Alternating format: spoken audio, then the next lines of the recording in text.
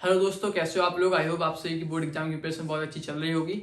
और आप लोगों के कई सारे कमेंट्स थे कि आप लोग कह रहे थे कि भैया मैंने कुछ नहीं पढ़ा है, तो अगले एक महीने में कैसे पढ़ें, कैसे पांचों सब्जेक्ट मैनेज करें कि मैं 90+ स्कोर कर सकूं। ठीक है, तो आज उसी के लिए मैं वीडियो लाया हूं। इसमें मैं आपको बताऊंगा कि कैसे आपको पांचों सब्जेक्ट को पढ़ना है। ठीक है, और एक चैप्टर जैसे फिजिक्स है तो उसमें आपके 14 चैप्टर है एनसीईआरटी में, तो कैसे आप अगले 25 दिन के लिए 30 दिन के लिए रोड मैप बनाएं कि आपको पूरा फिजिक्स कंप्लीट हो जाए, पूरा मैथ कंप्लीट हो जाए, पूरा केमिस्ट्री कंप्लीट हो जाए, कैसे करना है। ठीक है, कैसे पहले कैसे आपको लाइक करना है और कहाँ से न्यूमेरिकल लगाने हैं, पूरा एक रोड मैप। ठीक है, दिन में कितने घंटे पढ़ना है, और हिंदी कैसे, जैसे हम लोग क्या है नॉर्मली हिंदी इंग्लिश उतना ध्यान नहीं देते हैं पूरे साल भर, तो उसको कैसे करना है। ठीक है, तो वहाँ पे कैसे आप टॉपिक बाई टॉपिक, तो आप पूरा मैंने इस वीडियो में बताने वाला हूँ, तो आप वीडियो को लास्ट से जरूर देखिएगा।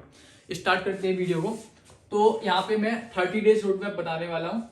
तो जैसा कि अगर आप देखेंगे तो अभी 35 दिन ही बचे हैं बोर्ड एग्जाम के लिए। ठीक है, तो यहाँ पे मैं आपको 30 दिन के लिए रोड मैप बताने वाला हूँ, जिसमें बताऊंगा कि फिजिक्स को आपको कैसे कंप्लीट करना है, मैथ को कैसे कंप्लीट करना है, केमिस्ट्री को कैसे कंप्लीट करना है, हिंदी इंग्लिश कैसे कंप्लीट करना है। ठीक है, और ये वीडियो स्पेशली उनके लिए जिन्होंने अभी तक कुछ नहीं पढ़ा या बहुत कम पढ़ा है। ठीक है, तो यहाँ पे अगर आप देखेंगे तो आपके पास 30 दिन है।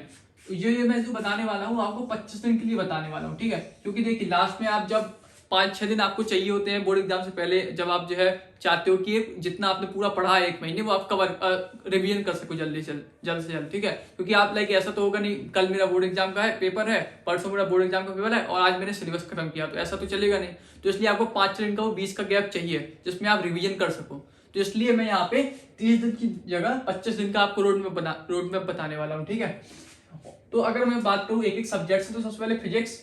तो यहाँ पे आपके फिजिक्स में अगर आप देखेंगे एनसीईआरटी में तो आपके 14 चैप्टर्स हैं। ठीक है, और अगर आप कुमार मित्तल है जो आपकी दूसरी किताब है, उसमें आपके 28 चैप्टर्स हैं। ठीक है, तो बेसिकली क्या है कि एनसीईआरटी में एक चैप्टर के अंदर 2 चैप्टर हैं। ठीक है, 2 चैप्टर मर्ज हैं। तो आप यहाँ पे अगर देखेंगे आपके पास 25 दिन है और चैप्टर्स कितने 14 हैं। तो यहाँ पे आपको क्या करना है, ऑन एंड एवरेज आपके पास 25 दिन है, तो 2 दिन में आपको जो बेसिकली 2 दिन में एक चैप्टर करना है। ठीक है, एक चैप्टर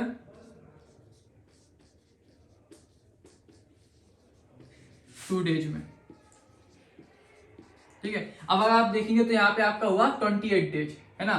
तो अब यहाँ पे 3 दिन कहाँ से आएंगे, तो बेसिकली अगर आप देखेंगे कई सारे आपके ऐसे चैप्टर्स हैं, जैसे आपका विद्युत चुम्बकीय तरंग है। ठीक है, वो उस वाले चैप्टर वो आपका बहुत छोटा है। ठीक है, तो वो आप एक दिन में कर लीजिए। ठीक है, तो वहां पे आपका एक दिन बच जाएगा। ऐसे एक चैप्टर है आपका चुंबकत्व एवं द्रव्य वाला, है ना, चुंबकीय पदार्थ वाला, उसमें आपके वो बहुत छोटे चैप्टर है, तो उसमें आप 1-2 की जगह एक दिन में कंप्लीट कर लीजिए। ठीक है, तो वहां से आपके एक दिन बच जाएगा। तो ऐसे ही अगर आप देखेंगे एक आपका है द्रव्य की द्वैत प्रकृति वाला जो चैप्टर है, परमाणु से पहले वाला जो चैप्टर है, वो भी एक छोटा सा चैप्टर है, उसमें से एक चैप्टर है, तो आप जो एक दिन में कंप्लीट कर सकते हो। तो ऐसे आप जो देखेंगे तो आपको 3-4 चैप्टर ऐसे मिल जाएंगे जो बहुत छोटे छोटे हैं, तो उन्हें आप एक दिन में कंप्लीट करिए। ठीक है, और बाकी चैप्टर्स आपको 2 दिन में करना है। तो ऐसे आपके 25 दिन में आपके जो 14 चैप्टर्स हैं पूरे कंप्लीट हो जाएंगे। ठीक है, और इसको कैसे करना है, ठीक है, तो स्टडी प्रोसेस भी बताने वाला हूँ। पहले मैं एक एक सब्जेक्ट का कितने दिन में क्या करना है वो बता दूं, उसके बाद मैं वीडियो के सेकंड पार्ट में आपको ये बताने वाला हूँ। तो इसके बाद बात करें मैथ की, तो मैथ में अगर आप देखेंगे तो आपके 13 चैप्टर्स हैं। ठीक है, तो अगर आप यहाँ पे आपके पास दिन कितने हैं 25, तो ऑन एंड एवरेज आपका जो है एक चैप्टर आपको इसमें भी कितने दिन में करना है, 2 दिन में कंप्लीट करना है। अब इसमें अगर आप देखेंगे तो कुछ चैप्टर ऐसे हैं, जैसे समाकलन है, इंटीग्रेशन, वो बहुत बड़ा चैप्टर है, उसमें आपकी 20-25 एक्सरसाइज है, तो वो 2 दिन में करना इम्पॉसिबल है। तो उसके लिए आप क्या करिए, 5 से 6 दिन दीजिए। ठीक है, जैसे समाकलन आपका है वो बहुत बड़ा चैप्टर है, तो उसके लिए आप 5 से 6 दिन दीजिए। अब क्वेश्चन आएगा कि हम यहाँ पे हमें देना कितने दिन, 2 दिन देना है, और यहाँ पे हमें चाहिए कितने, 5-6 दिन, तो ये 3-4 दिन आएंगे कहाँ से। तो अगर आप मैथ में भी देखेंगे कुछ चैप्टर्स ऐसे हैं, जैसे आपका जो एक है रैखिक प्रोग्रामिंग वाला 12वां चैप्टर, उसमें सिर्फ 2 एक्सरसाइज है, बहुत छोटा है, तो उसको आप एक दिन में कंप्लीट कर लीजिए। ऐसे ही आपका जो एक 10वां चैप्टर है सदिश वाला, उसमें भी कम एक्सरसाइज है, तो वो आप एक दिन में कंप्लीट कर लीजिए। एक आपका चैप्टर है पेट्रोलियम त्रिकोणमिति फलन, दूसरा चैप्टर, उसमें आपकी जो है 2-3 एक्सरसाइज है, वो आप एक दिन में कवर कर लीजिए। ठीक है, आप भी वाला जो चैप्टर है वो आप एक दिन में आराम से कवर कर सकते हो। तो ऐसे आपको 4-5 चैप्टर ऐसे मिलेंगे जो बहुत छोटे, इनमें एक्सरसाइज कम है, तो उनको आप क्या करिए, एक दिन में कवर करिए, और बाकी चैप्टर्स को नॉर्मली 2 दिन में। और जैसे समाकलन हुआ या फिर एक ऐसे अवकलन हुआ या अवकलन के अनुप्रयोग हुए, वो उसमें बहुत ज्यादा एक्सरसाइज है, तो उसको आप 5-6 दिन में, मतलब 1-2 दिन उसको एक्स्ट्रा दीजिए। समाकलन को आप 5-6 दिन दीजिए। तो ये आप जो है क्या करिए, आप जो है एक पेपर में या एक कॉपी में आप जो है हर सब्जेक्ट के लिए आप एक हर चैप्टर में कितनी एक्सरसाइज है वो आप नोट कर लीजिए कि इस चैप्टर में इतनी एक्सरसाइज है, इस चैप्टर में इतनी एक्सरसाइज है। तो उस हिसाब से आप अपना टाइम डेडिकेट कीजिए। जैसे जिसमें ज्यादा एक्सरसाइज है उसके लिए थोड़ा ज्यादा टाइम दीजिए नॉर्मली, जिसमें कम एक्सरसाइज है उसके लिए आप कम दिन दीजिए, ठीक है, 1 दिन दे दीजिए, जिसमें ज्यादा है तो उसमें 3-4 दिन दे दीजिए। इसके बाद बात करूं आपका केमिस्ट्री में आप देखेंगे तो आपके 10 चैप्टर्स है, 5 इनऑर्गेनिक में, 5 ऑर्गेनिक में, ठीक है। तो इसमें आपके पास 25 दिन है, तो आपको यहाँ पे एक चैप्टर के लिए आपको देना है 2.5 दिन, ठीक है। अगर आप इनऑर्गेनिक में देखेंगे तो लगभग सारे चैप्टर्स इक्वल है, मतलब कोई ज्यादा बड़ा या छोटा नहीं है, तो उसमें आप 2.5 दिन दीजिए। ऑर्गेनिक में भी अगर आप देखेंगे जैसे जैव अणु वाला है जो लास्ट चैप्टर, और एक आपका एल्डिहाइड वाला है, उसमें वो थोड़ा बड़ा है, उसमें ज्यादा कंपाउंड्स हैं, तो उसमें आप क्या करिए कि 3 दिन दे दीजिए। और जैसे आपको जो पहला चैप्टर है आपका एथिल ब्रोमाइड वाला, क्लोरोबेंजीन वाला, वो थोड़ा कम चैप्टर, छोटा चैप्टर है, तो उसमें आप 2 दिन दे दीजिए। तो यहाँ इस तरीके से अपना 1-2 दिन यहाँ उधर इधर उधर आप जो चैप्टर की लेंथ के हिसाब से एडजस्ट कर लीजिए, ठीक है। आइडियली आपको स्टैंडर्ड में क्या देना है, एक चैप्टर के लिए 2.5 दिन, ठीक है। इसके बाद बात करूं मैं हिंदी में आप क्या अगर देखेंगे तो यहाँ पे मैं चैप्टर वाइज नहीं हूँ गया हूँ, यहाँ पे मैंने जो पूरा पेपर है आपका क्वेश्चन पेपर आता है उसको मैंने 8 पार्टों में डिवाइड किया है। पहला पार्ट है आपका साहित्यिक प्रश्न, दूसरा पार्ट है आपका गद्यांश पद्यांश, तीसरा पार्ट है आपका जीवन परिचय, चौथा पार्ट है आपका कहानी खंड काव्य, पांचवा पार्ट है आपका संस्कृत खंड, छठवां पार्ट है आपका व्याकरण, सातवां पार्ट है रक्षण अलंकार, और 8वां पार्ट है आपका पत्र लेखन एंड निबंध, ठीक है। आपके पास कितने टॉपिक है, 8 टॉपिक है। आपके पास दिन कितने हैं, 25। तो इसमें आपको क्या करना है कि एक टॉपिक को आपको 3 दिन देना है। 1 टॉपिक 3 डेज, ठीक है। एक टॉपिक को आपको 3 दिन देना है। अब अगर इसे आप देखेंगे इसमें तो कुछ टॉपिक ऐसे जो थोड़ी बड़े हैं, ठीक है, जो 3 दिन में नॉर्मली नहीं हो पाएंगे। जैसे आपका गद्यांश पद्यांश है, ठीक है, तो इसमें आपके पद्यांश में 7 चैप्टर हैं और उनका जो अर्थ निकालना थोड़ा मुश्किल होता है समझना चैप्टर्स को, ठीक है। तो इसके लिए आप क्या करिए, उन्हें आप 4-5 दिन दीजिए, 1-2 दिन एक्स्ट्रा दे दीजिए। वो दिन आएगा कहां से, जैसे आपके कुछ टॉपिक जैसे रक्षण अलंकार है वो आपको जो 1-2 दिन में हो जाएगा कंप्लीट, ठीक है, तो वहां से आपको 1-2 दिन मिल जाएगा, ठीक है। इसके अलावा अगर आप देखेंगे तो जो आपका व्याकरण वाला पार्ट है या संस्कृत खंड वाला पार्ट है वो थोड़ा छोटा है, तो वहां से आपको 1-2 दिन और मिल जाएगा, ठीक है। तो इस तरीके से आप एडजस्ट करिए। अब इसमें कई लोगों का क्या होता है, कई लोगों को साहित्यिक प्रश्न बहुत मुश्किल लगते हैं याद करना, तो वहां पे आप 1 दिन एक्स्ट्रा दे दीजिए। और कई लोगों को जैसे कहानी खंड का वगैरह इजी होता है, ठीक है, समझना, तो उसको आप 1-2 दिन कम दे दीजिए। तो इस तरीके से आपको एडजस्ट करना है। आइडियली आपको एक टॉपिक के लिए 3 दिन देना है, ठीक है। और डेली आपको कितना पढ़ना है हिंदी, तो आपको वो डेली पढ़ना है लगभग 30 मिनट से 45 मिनट तक, ठीक है। इतना अगर आप दे देंगे, ठीक है, तो इतना इनफ है। या फिर आप ऐसा कर सकते हो, जैसे मैंने टाइम टेबल वाली वीडियो में बता चुका हूं कि आप 5 दिन पीसीएम पर फोकस करो, 2 दिन हिंदी इंग्लिश पर फोकस करो। तो अगर आप डेली अगर आप आधा घंटा देंगे तो कितना होगा, 2.5 घंटे होंगे, ठीक है। तो आप डेली ना देके आप 2 दिन में 2.5-3 घंटा दे दीजिए। तो ऐसा आप जिस हिसाब से आपको कंफर्टेबल है उस हिसाब से करिए, ठीक है। इसके बाद बात करूं इंग्लिश में भी यहाँ पे आप देखिए आपका लिटरेचर पार्ट होता है, एक ग्रामर पार्ट होता है और एक आपका राइटिंग सेक्शन होता है, ठीक है। तो लिटरेचर में आपकी 16 चैप्टर है, 5 चैप्टर प्रोज में, 5 चैप्टर पोइट्री में और 6 चैप्टर सप्लीमेंट्री में। तो आपके कितने चैप्टर हुए, 16 चैप्टर। तो आपको ये 16 चैप्टर 16 दिन में करने हैं, ठीक है। तो अगर आप देखेंगे तो एक चैप्टर 1 दिन में आपको करना है आइडियली। और इसके लिए आपको कितना टाइम देना है, तो इसके लिए आपको 45 मिनट से 1 आवर तक देना है लिटरेचर पार्ट को डेली।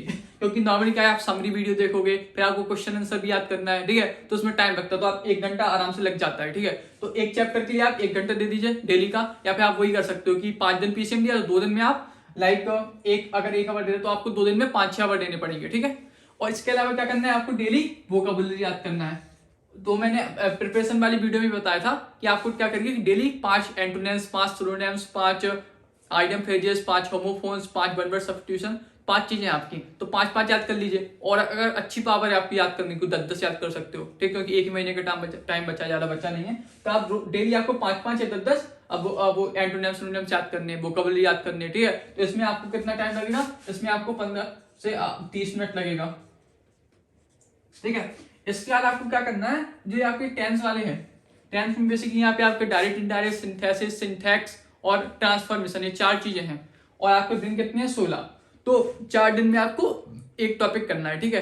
तो ये आप यहाँ से कर लीजिए, रूल्स वगैरह पढ़िए और इनकी प्रैक्टिस करिए। इसके लिए आपको 15 मिनट के अराउंड देना पड़ेगा, 15-20 मिनट लगेगा, ठीक है, मिनिमम। तो अगर आप देखेंगे तो 1 आवर आपका यहाँ पे जाएगा और आधा 30 मिनट मतलब 15-20 मिनट और 15-20 मिनट यहाँ जाएगा। तो आपको 1.5 घंटा जो है आपको जो है देना है इंग्लिश में, ठीक है, और आधा पौन घंटा आपको देना है हिंदी में डेली का, ठीक है। अगर आप डेली नहीं कर पा रहे, क्योंकि क्या होता है कि एक दिन में 5 सब्जेक्ट पढ़ना प्रैक्टिकली पॉसिबल नहीं है, क्योंकि अगर आप 5 सब्जेक्ट पढ़ेंगे तो जो एक सब्जेक्ट का आपने कुछ याद किया, दूसरे सब्जेक्ट कुछ याद किया, आपका मिक्स हो जाओ और भूलेंगे। तो आप ऐसा कर सकते हो कि 5 दिन आपने पीसीएम फोकस किया, 2 दिन हिंदी इंग्लिश फोकस किया, तो उस तरीके से आप पढ़ सकते हो, वो बेस्ट है, ठीक है। तो यहाँ पे अगर आप देखेंगे, यहाँ पे आपका लगभग 2-2.5 घंटा जाएगा, ठीक है। तो यहाँ पे अगर मैं स्टैंडर्ड मानूं तो आपको 2.5 घंटा जो है आपका जा रहा है हिंदी इंग्लिश में, ठीक है। फिजिक्स में आपको जो है नॉर्मली डेली कितना देना है, 3 घंटे देना है।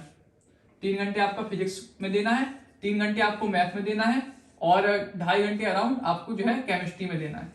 तो अगर आप टोटल करेंगे तो ये आपका बनेगा 11 आवर, ठीक है, 11 आवर। अब देखिए, अगर आप देखेंगे नॉर्मल तो ये ज्यादा हो रहा है, ठीक है, लेकिन अगर ये मैं उन लोगों के लिए कह रहा हूँ जिन्होंने अभी तक कुछ नहीं पढ़ा, उन्हें बहुत कम आता है, और आपको 25 दिन में 30 दिन में 90+ स्कोर करना है, अच्छी परसेंटेज स्कोर करना है, तो आपको 11 आवर पढ़ना ही पड़ेगा, ठीक है। अगर आप सोचेंगे इससे कम में तो बहुत मतलब लाइक आपका 75+ 80+ आराम से मतलब आ सकते हैं, अगर आप 7-8 घंटे भी पढ़ेंगे। लेकिन अगर आपको 90+ चाहिए, ठीक है, तो फिर आपको 11 आवर देने पड़ेंगे, ठीक है। क्योंकि और ये मैं मान के चल रहा हूँ कि आपने अभी तक उतना ज्यादा नहीं पढ़ा है, बहुत कम पढ़ा है, अच्छे से नहीं आता है, बिल्कुल भी नहीं पढ़ा है, ठीक है। तो ये मैंने बताया कि आपको कितने एक चैप्टर को कितने दिन देने हैं, कैसे डेडिकेट करना है टाइम, ठीक है। अब मैं बताता हूँ पढ़ना कैसे, ठीक है, स्टडी प्रोसेस। जैसे फिजिक्स में है, फिजिक्स में आपने क्या किया, सबसे पहले एक चैप्टर खोला, सबसे पहले आपको फॉर्मूला याद करने हैं, ठीक है। तो आप सारे फॉर्मूले पढ़िए, उन सारे फॉर्मूला को आप जो है एक कॉपी में, या तो एक डायरी में या एक पतली कॉपी बना लीजिए, उसमें एक सारे फॉर्मूले को लिखिए 1-2 बार, ठीक है। सारे फॉर्मूले याद हो गए, इसके बाद आप जाइए, इसके बाद उस चैप्टर की सारी थ्योरी पढ़िए। थ्योरी में आप बेसिकली क्या है, जितनी भी डेफिनेशन है, 2-2 नंबर वाली, 1-1 नंबर वाली, जैसे विभव प्रवणता क्या कैसे कहते हैं, वैद्युत क्षेत्र की तीव्रता क्या कहलाती है, ठीक है। तो ये जो विशिष्ट चालकता क्या है, तो ये जो 1-1 नंबर वाले, 2-2 नंबर वाले क्वेश्चन आते हैं, ठीक है, डेफिनेशन वो पढ़िए। और अगर आप देखेंगे, जैसा कि मैंने प्रिपरेशन वाली वीडियो में ही बताया था कि आपकी जो ज्यादातर डेफिनेशन है वो आपके फॉर्मूले से बन जाएंगी। अगर आपको फॉर्मूला याद है तो आप उसी से आप डेफिनेशन बना सकते हो, ठीक है। तो फॉर्मूले के बाद आपको क्या करना है, डेफिनेशन याद करनी है। डेफिनेशन के बाद जो आपकी प्रमेय वगैरह है, प्रमेय मतलब जैसे आपकी गॉस की प्रमेय है, ठीक है, एम्पियर का नियम है, ठीक है, कूलाम का नियम है, जो भी नियम है प्रमेय है वो पढ़ना है, ठीक है। उनका प्रमेय पढ़ना है, उनका स्टेटमेंट पढ़ना है। इतना आपका ये हो थ्योरी पार्ट कंप्लीट हो गया। इसके बाद आपको क्या करना है, डेरिवेशन वाले पार्ट पर आना है। तो अगर आप देखिए डेरिवेशन, अगर आप जाएंगे एक चैप्टर में तो आपके 7-8 डेरिवेशन मिलेंगे, ठीक है, और आपको 25 दिन में, और आपको सिर्फ कितना, एक चैप्टर के लिए 2 दिन देना है। तो आप सारे डेरिवेशन अच्छे से बिल्कुल कर पाना बहुत मुश्किल है। तो इसलिए आप क्या करिए, पहले इंपॉर्टेंट डेरिवेशंस करिए, ठीक है। इंपॉर्टेंट डेरिवेशंस की लिस्ट आपको कहां से मिलेगी, इसकी वीडियो में इसके बाद जल्दी अपलोड कर दूंगा, ठीक है। दोनों पार्ट के लिए 25 से 30 इंपॉर्टेंट डेरिवेशन है, तो वहां से आप देख सकते हैं, या फिर आप पीवाईक्यू में देख लीजिए जो ज्यादा बार आए हैं, ठीक है, आपके डेरिवेशन। तो पहले आपको क्या करना है, इंपॉर्टेंट डेरिवेशंस को करना है, जो बहुत बार आए हैं, रिपीटेड है। उन डेरिवेशन को कैसे करना है, सबसे पहले आपको डेरिवेशन में डायग्राम को समझना है, ठीक है। डायग्राम समझने के बाद आप जो इसकी थ्योरी होती है 2-3 लाइन में, जिसमें लिखा थी माना प्लस क्यू कूलाम का बिंदु आवेश बिंदुओं पर स्थित है, यहाँ पर डायरेक्शन इस दिशा में होगी, ठीक है, और बिंदु ए से बी तक ले जाने में किया गया कार्य, ठीक है। उससे आपको समझ में आता है कि डायग्राम में हो क्या रहा है। तो वो 2-3 लाइन पढ़िए 1-2 बार। फिर उसके बाद आप जो है जो डेरिवेशन है हो रहा है, ठीक है, इस फॉर्मूले का यूज हुआ, इसका इस फॉर्मूले का यूज हुआ, यहाँ पे इंटीग्रेशन का यूज हुआ, फिर माइनस चिन्ह क्यों आया, वो आप ये पूरा जितने आपकी 6-7 स्टेप होते हैं उनको अच्छे से पढ़िए। एक बार पढ़िए, 2 बार पढ़िए, पढ़ लिया तो उसके बाद आप जो कॉपी में अपने मन से लगाइए, अपने मन से डायग्राम बनाइए, अपने मन से पूरे 6-7 स्टेप करिए। फिर आप कंपेयर करिए कि आपने क्या क्या डायग्राम में मिस किया, क्या क्या गलत किया, कौन से स्टेप आप भूल गए, कौन से फॉर्मूला आपने गलत लिख दिया, कहाँ माइनस छूट गया, कहाँ गलती हुई, ठीक है, उसको आप कंपेयर करिए। गलत आया फिर से आप लिखिए, ठीक है। तो इस तरीके से आपको डेरिवेशन करना है। और डेरिवेशन समझना कैसे है, ठीक है, क्योंकि ये बहुत बड़ा चैलेंज होता है डेरिवेशन समझना। तो इसकी मैंने एक डिटेल वीडियो बनाई है, फिजिक्स की प्रिपरेशन कैसे करें, ये ऑलरेडी अपलोडेड है। आप जो है फिजिक्स की प्लेलिस्ट आप बनी हुई है, हर सब्जेक्ट की प्लेलिस्ट, तो आप फिजिक्स की प्लेलिस्ट में जाकर देख सकते हैं, या फिर मैं इसकी फिजिक्स की प्रिपरेशन कैसे करें इसकी लिंक मैं डिस्क्रिप्शन में डाल दूंगा, ठीक है। तो वहां पे आपको मिल जाएगा डेरिवेशन समझना कैसे डिटेल में, मैंने एक सैंपल डेरिवेशन बताया है, ठीक है। तो आपको डेरिवेशन समझना है। डेरिवेशन आपको क्या करना है, पहले इंपॉर्टेंट समझ लिए, वेरी इंपॉर्टेंट, उनको अच्छे से याद कर लिया, ठीक है। इसके बाद फिर जो आपको क्या करना है, जो वो डेरिवेशन जो उतने ज्यादा इंपॉर्टेंट नहीं है, ठीक है, लेकिन उनके आने के थोड़ी बहुत चांसेस हैं, उनको आप उतने अच्छे से मत पढ़िए, लेकिन एक दो बार जरूर देख लीजिए, क्योंकि कई बार क्या होता है कि 7 सेट होते हैं तो जो है एक दो डेरिवेशन ऐसे आ जाते हैं क्वेश्चन पेपर में जो उतने ज्यादा एक्सपेक्टेड नहीं होते हैं, ठीक है। तो इसलिए आप एक दो बार देख लीजिए, तो क्या होगा कि अगर आपको पूरा याद नहीं होगा तो आप बना बना कर लिख लोगे, आपको पता है कि हाँ इससे रिलेटेड ऐसा कुछ था, ठीक है। तो आप जो बना बना कर लिख लोगे डेरिवेशन। तो इसलिए जो अनइंपॉर्टेंट डेरिवेशन है उतने अनइंपॉर्टेंट नहीं है, उनको अच्छे से मत करिए, लेकिन एक दो बार देख जरूर लीजिए, ठीक है। तो आपका डेरिवेशन वाला पार्ट हुआ। इसके बाद आप जाइए क्वेश्चन बैंक में। क्वेश्चन बैंक में आपको 1 नंबर वाले जो आपको एमसीक्यू क्वेश्चन मिलेंगे उनकी प्रैक्टिस कर लीजिए। 1 नंबर वाले क्वेश्चन, 2 नंबर वाले, 3 नंबर वाले क्वेश्चन। कई क्वेश्चन ऐसे मिलेंगे जो आप ऑलरेडी नोट्स में पढ़ चुके हो, ठीक है। कई कुछ क्वेश्चन ऐसे मिलेंगे जो रीजन वाले क्वेश्चन होते हैं, ऐसा क्यों होता है, उन क्वेश्चन की प्रैक्टिस कर लीजिए। इसके बाद आता है न्यूमेरिकल। न्यूमेरिकल आपके क्वेश्चन बैंक में हर चैप्टर में 15 से 20 न्यूमेरिकल होंगे, 10-15 न्यूमेरिकल होंगे। उन न्यूमेरिकल को अच्छे से लगा लीजिए, ठीक है, अच्छे से, ठीक है। तो आपको वहां से क्या करना है, न्यूमेरिकल्स लगाना है, मैं इतना आपको करना है। इसके बाद आपको क्या करना है, एक साल के, पिछले एक साल के, यानी अभी 2025 का बोर्ड एग्जाम है तो 2024 के एक साल में 7 सेट होते हैं, उन 7 सेट में उस चैप्टर के जितने भी क्वेश्चन आए हैं उनको सॉल्व करिए। न्यूमेरिकल सारे सॉल्व करिए। जो थ्योरेटिकल क्वेश्चन डेफिनेशन वाले उनको लिखने की जरूरत नहीं है, आप जैसे कोई क्वेश्चन आए तो आप बोलकर आप उसका आंसर दीजिए, लिखने की जरूरत नहीं, उससे आपका टाइम बच जाएगा, ठीक है। तो आप न्यूमेरिकल सॉल्व करिए और थ्योरेटिकल क्वेश्चन बोलकर आप अटेम्प्ट करिए, ठीक है, उस चैप्टर के। तो आपको इसके बाद आपको न्यूमेरिकल के बाद आपका क्या आएगा, PY2। इतना आपको करना है एक चैप्टर के लिए 2 दिन में, ठीक है। तो अब आप इसके लिए क्या कर सकते हो कि ऐसा कर सकते हो, या तो कि एक दिन आपने जो क्या किया कि फॉर्मूले पढ़ लिए, थ्योरेटिकल पार्ट कर लिया, डेरिवेशन कर लिया, दूसरे दिन आपने न्यूमेरिकल कर लिया, PYQ कर लिया, क्वेश्चन बैंक देख लिया। या फिर आप क्या कर सकते हो, जैसे मैंने बताया कि आपका एक चैप्टर के अंदर 2 चैप्टर होते हैं बेसिकली। जैसे आपका एनसीईआरटी में जो पहला चैप्टर वैद्युराविष्कार क्षेत्र, उसके अंदर आपके 2 चैप्टर है, एक तो वैद्युराविष्कार क्षेत्र और दूसरा है आपका गॉस्की फिल्म वाला। तो आप क्या कर सकते हो, एक चैप्टर आप एक दिन में करो और दूसरा पार्ट आप दूसरे दिन में करो, ठीक है। तो ऐसा आप कर सकते हो। इसके बाद और यहाँ पे आपको क्या करना है कि फिजिक्स में जैसे आपके पास टाइम उतना नहीं है, आपने उतना नहीं पढ़ा, कई लोग ऐसे होंगे जो 75 प्लस लाना चाहते हैं, 80 प्लस लाना चाहते हैं, ठीक है, उनके लिए पूरा पढ़ना पॉसिबल नहीं है। तो उन लोगों के लिए क्या मैं सजेशन दूंगा कि आप पहले इंपॉर्टेंट चैप्टर्स करिए, ठीक है। उसके लिए आप क्या करिए, आपकी जो बुक होती है, बुक के इंडेक्स में लिखा होता है कि हर चैप्टर से कितने नंबर का आता है क्वेश्चन, ठीक है, कितने नंबर के क्वेश्चन आते हैं। तो वहां से आप देख लीजिए कौन कौन से इंपॉर्टेंट चैप्टर्स हैं, किन चैप्टर से ज्यादा क्वेश्चन आते हैं, उन चैप्टर्स को पहले करिए, उन चैप्टर्स को पहले याद करिए, ठीक। उसके बाद आप जो डिक्रीजिंग क्रम में, मतलब घटते हुए क्रम में, कि जिन चैप्टर से कम नंबर के क्वेश्चन आते हैं उनको आप बाद में करिए, ठीक है। तो इससे क्या होगा कि जो लोग 80 प्लस लाना चाहते हैं, 75 प्लस लाना चाहते हैं, तो अगर आप जो है पूरे चैप्टर्स नहीं पढ़ेंगे, इंपॉर्टेंट पढ़ लेंगे, 80% इंपॉर्टेंट जो चैप्टर्स हैं वहां से आपका तो हो जाएगा काम, ठीक है। तो आप जो है पहले इंपॉर्टेंट चैप्टर्स करिए, उसके बाद आप जो है देखिए जिससे कम नंबर के क्वेश्चन आ रहे हैं उनको आप अटेम्प्ट करिए, उनको चैप्टर्स को देखिए, ठीक है। इसका बाद आपको मैथ में, तो मैथ में अगर आप देखेंगे तो ये आपको सेम टू सेम करना है, फॉर्मूला पढ़ना है, ठीक है। इसके बाद आपको क्या करना है मैथ में कि बुक में आपको जाना है, एक्सरसाइज के क्वेश्चन लगाने हैं। एक्सरसाइज में आपको क्या करेंगे, आप देखेंगे तो स्टार्टिंग में 10-15 क्वेश्चन होते हैं वो सिंपल क्वेश्चन होते हैं, मतलब आपके सिर्फ फॉर्मूला रखेंगे उसका आंसर आ जाएगा, ठीक है। और एक टाइप के क्वेश्चन होते हैं, तो आप एक टाइप के एक क्वेश्चन लगाइए, 2 क्वेश्चन लगाइए, क्वेश्चन समझ में आ गया, बन गया, तो उसके बाद आप उस अगले आने वाले क्वेश्चंस को माइंड में सॉल्व करिए कि इसमें ये फॉर्मूला लगेगा, ऐसी कैलकुलेशन हो जाएगी, सॉल्व हो जाएगा, आपको लिखने की जरूरत नहीं है, जिससे आपको टाइम बचेगा, ठीक है। जैसे समाकलन में आप कोई क्वेश्चन कर रहे हैं तो आप क्वेश्चन देखिए, उसमें देखिए कि आप किसको टी माने कि उसका डिफरेंशिएशन उसी क्वेश्चन में हो, उसका अवकलन उसी क्वेश्चन में हो, ठीक है, और उसमें फिर जो फॉर्मूला लग जाएगा उसका सॉल्व हो जाएगा। तो इससे आपका क्या होगा, टाइम बचेगा। आपको सारे क्वेश्चन माइंड में लगाने हैं, और जो क्वेश्चन आपको लगे कि यार इसमें मैं क्या करूंगा, समझ नहीं आ रहा, उसको आप कॉपी में अटेम्प्ट करिए, ठीक है। इस एक्सरसाइज के क्वेश्चन लगने के बाद ट्राई करिए हर टाइप के क्वेश्चन लग जाए। उसके बाद एग्जाम्पल्स में जाइए। एग्जाम्पल्स में आपको 10 एग्जाम्पल्स होते हैं एक चैप्टर में, एक एक्सरसाइज में, सॉरी। तो उसमें आपको 7-8 एग्जाम्पल ऐसे होंगे जो ऑलरेडी आप एक्सरसाइज में लगा चुके होंगे, उन्हें आप छोड़ सकते हो। 2-3 एग्जाम्पल ऐसे होंगे जो आपको एक्सरसाइज में नहीं मिले होंगे, उन एग्जाम्पल्स को आप पहले अपने मन से अटेम्प्ट करिए। नहीं बन रहा तो आप उसका आंसर देखिए, आंसर देखने के बाद एक और बार लगाइए, ठीक है, और उनको टिक कर लीजिए जो इंपॉर्टेंट एग्जाम्पल हो, ठीक है। तो आपको क्या करना है, पहले एक्सरसाइज लगाना है, फॉर्मूले के बाद फिर आपको एग्जाम्पल लगाने हैं, ठीक है। कई सारे स्टूडेंट ऐसे होंगे जिन्होंने मतलब क्वेश्चंस नहीं लगाए आज तक, ठीक है, उतने ज्यादा नहीं लगाए, तो उन लोगों को क्या होगा, एक्सरसाइज क्वेश्चन सीधे लगाने में प्रॉब्लम होगी, समझ में नहीं आएगा कैसे अटेम्प्ट करें, कैसे इसका आंसर लिखें। तो आप क्या करिए, उसके लिए आप पहले एग्जाम्पल सॉल्व करिए। एग्जाम्पल में क्या है कि एग्जाम्पल सीधे होते, मतलब सिंपल एग्जाम्पल होते हैं, थोड़े इजी एग्जाम्पल होते हैं कुछ, तो तो उनका जो सॉल्यूशन दिया होता है एग्जाम्पल्स का, तो उन सॉल्यूशन को देखिए आप, उससे समझिए कि हाँ क्वेश्चन को कैसे अटेम्प्ट करना है। तो उनके लिए पहले एग्जाम्पल सॉल्व करो, उसका एक्सरसाइज क्वेश्चन पर आओ, ठीक है।